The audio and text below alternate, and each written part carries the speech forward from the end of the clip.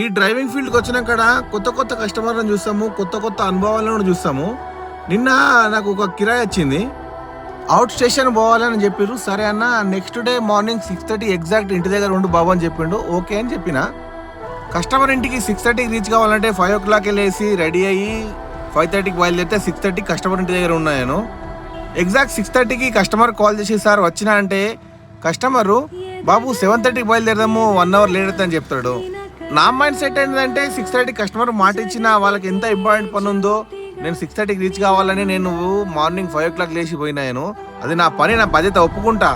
కానీ ఒక మనిషి అయిన తర్వాత ఒక మనిషికి కూడా వాల్యూ ఇవ్వాలి. ఆ డ్రైవర్ కానీ ఎవరైనా కానివ్వండి, అనదర్ పర్సన్ కొద్దిగా వాల్యూ ఇచ్చి చూడాలి. వాడు కూడా మనిషే కదా, వాడు కూడా ఇవ్వాలి, రావాలని చూడాలి కదా.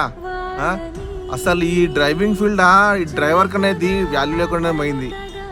అంత ఘోరమైపోయింది ఈ డ్రైవింగ్ లైఫ్.